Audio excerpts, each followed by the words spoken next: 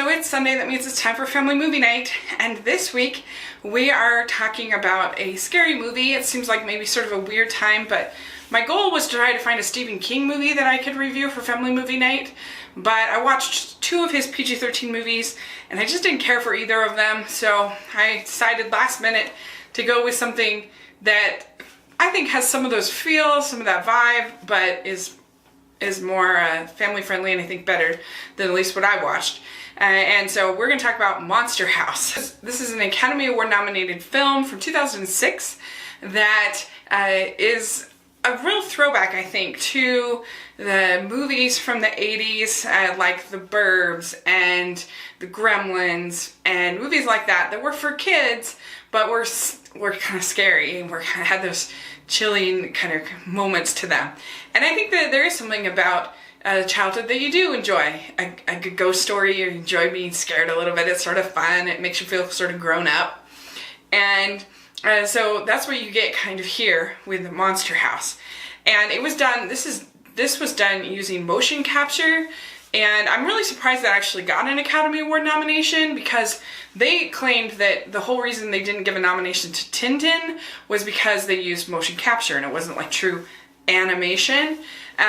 But they had just a few years before given a nomination to Monster House. So it's sort of strange how that happened. I don't know. I don't get it. But anyway, this was made by Image Mover Studios, who did The Christmas Carol and Polar Express and a bunch of those motion capture movies. It was released by Amblin, and it's a really charming story. It's about this boy named DJ who has a bit of he's sort of a peeping Tom kind of character. He has this telescope in his room and he's sort of looking, and he likes to sort of spy on the neighbors and things, and he lives across the street from this really, really grumpy man called Mr. Nebuchadnezzar. And if anything gets lost in his lawn, he comes out and screams at you. So it's sort of a goner if anything gets lost on there.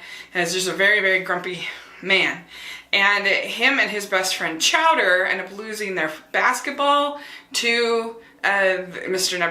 Nebuchadnezzar's lawn, and so they go over there to try to get it, to try to capture it, and Mr. Nebuchadnezzar ends up dying. DJ has this babysitter who's very, very lax on the job, and his parents are gone, and it's about how they start to sort of notice some weird things about the house. It could be a monster house. the way that things sort of happen and the way things move and creak, and there's different sounds and what happens to stuff on the lawn and things. So they start to get these little clues and they build up, and in the meantime there's these cops that don't really believe in them, and there's also this video game expert that they talk to at a certain point, and they're trying to get all these clues together and trying to figure out what to do. There's this girl named Jenny who comes by to sell cookies, I think, or something like that, or candy, and she ends up getting kind of involved, and so it's the three of them trying to figure out the mystery behind this house. And that's when this movie is the most fun, is the kids trying to kind of figure out what's going on. And I think that the last like 30 minutes, it gets a little bit too much, I think, and what happens, I don't want to give away with spoilers, but I don't know, I like sort of the mystery of it more than the sort of once everything's revealed and it's sort of more of a true monster movie. To me, that wasn't as much fun as sort of the clues and everything like that. But that's just me. We have some pretty good vocal performances in here. Steve Buscemi is Mr. Nebuchadnezzar, and he actually has to bring like a lot of surprising amount of warmth to character, so he has to be kind of evil and awful at the beginning, but then certain things happen and there's sort of a new side to him that you don't expect.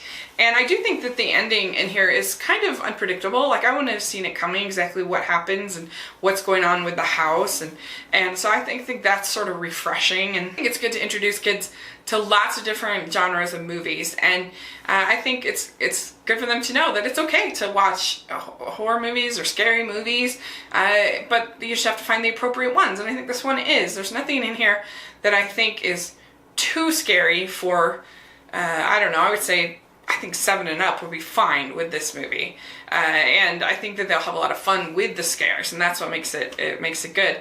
And I mean, there's some bad behavior shown on the part of the babysitter and some other things. So some parents might have issues with that, but overall, I think that you can watch this and have a lot of fun. Like I said, it reminds me of some of those movies from the 80s, like your Goonies. A little bit has that feel, but also Gremlins and stuff like that. And I think that's fine. And the boys have good chemistry. I like the girl. She is kind of judgy. She's sort of the boys, but eventually she sort of lets down her guard, and they become kind of a nice trio.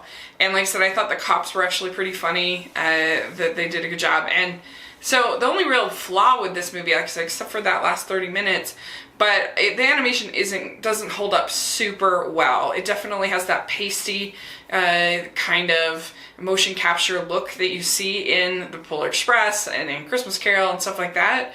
And some people have a hard time dealing with that kind of animation because it has that uncanny valley sort of look to it. It looks a little pasty and weird, and so I can understand that if you just find it hard to watch, you don't really like the animation. But it's not a deal breaker for me. I can handle it, and so I really enjoy this film. I think it's a solid little movie, and so yeah. Let me know what you think about Monster House. Do you like it, not like it? And what are some movies that you liked that are scary in your childhood that you grew up with and you maybe watched this with your family? Put it in the comments section, and thanks so much. Please subscribe to my channel. I'll talk to you later. Bye!